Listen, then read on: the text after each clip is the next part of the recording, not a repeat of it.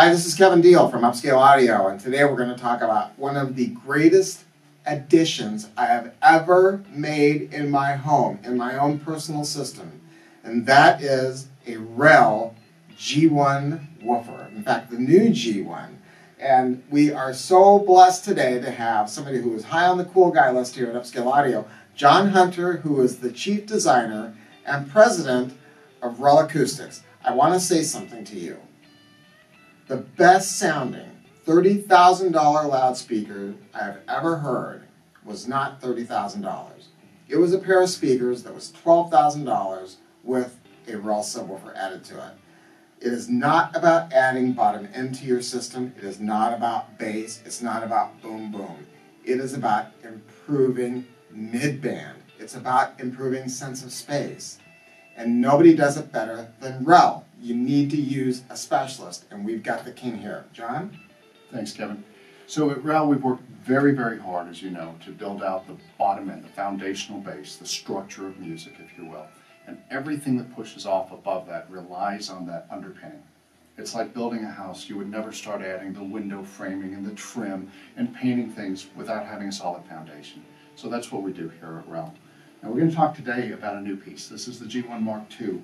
This was about two and a half years in the making, and it's funny because people look at it, the cabinetry, which is kind of an iconic classic now, is identical to that of the original G1. We went through and did the number 25. That's a 25th anniversary piece, and it is by an enormous margin the best body of work we've ever turned out of the company in 25 years. That's based on a similar kind of cabinet architecture, a Big 15. Here we have a greatly updated driver coming off of all the work we did on the 15.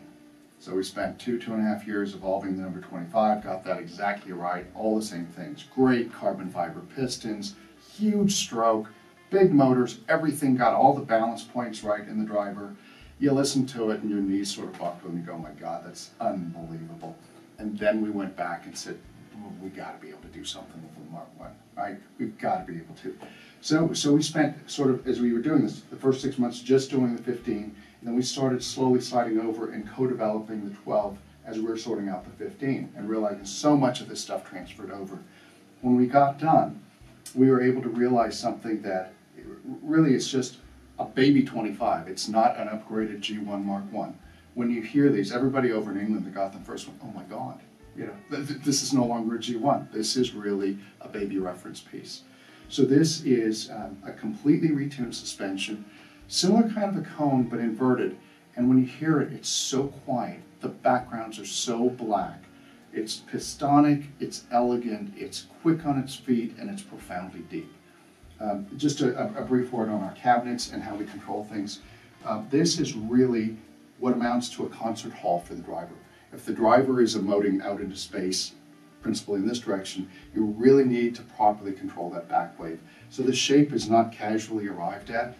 When we did the original prototyping on G1s, we built up 8 physical sets of prototypes.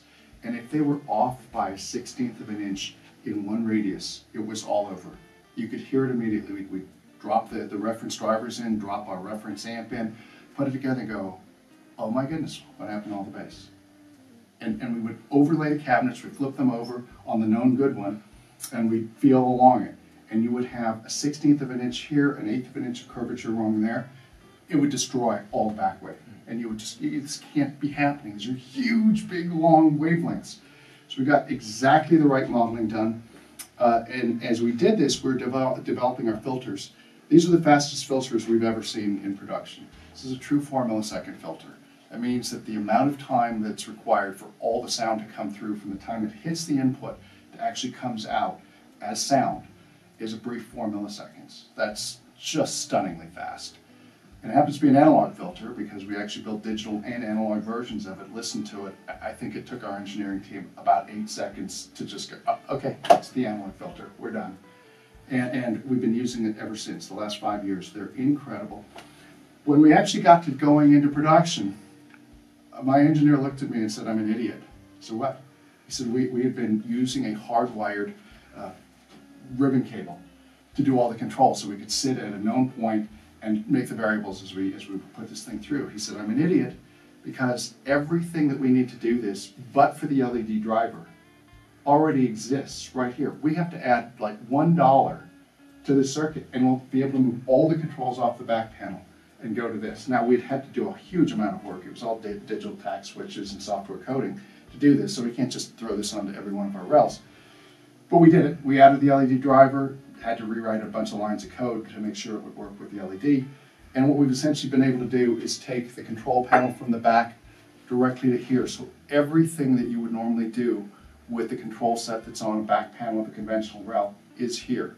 So if you're used to tuning RELs, it's all right here. There are no compromises. You could do the phase shift, the gain for the 0.1, the gain for the high level, and the crossovers all right here.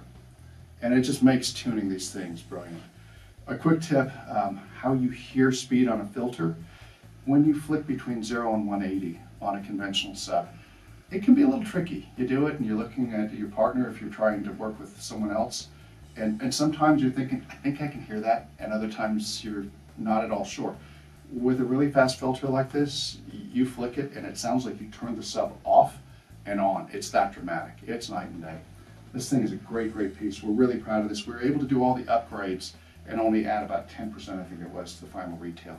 So we work really hard to not just gratuitously throw price increases at. The only stuff we're covering is our actual production costs. It's part of the REL ethos. We just don't believe in driving prices up because it's a new model. Thank you. And we were just talking about that. REL is a company that I have to say offers an amazing value. They are not, I think that there's some companies today that are, I don't want to call them profiteers, but they're out to just make a buck. And REL has never been about that. They offer an amazing product. You look at the fit and finish of a REL, and it is world class. And I love their stuff. I love using it. Come to Upscale Audio. Go to our website. Come into the store. We will play them for you. Talk to you about your room and your speakers. Just because you're buying a woofer, you got to buy the right one that's going to work dynamically with your system. We have a very good understanding about that. Happy to help. Thanks.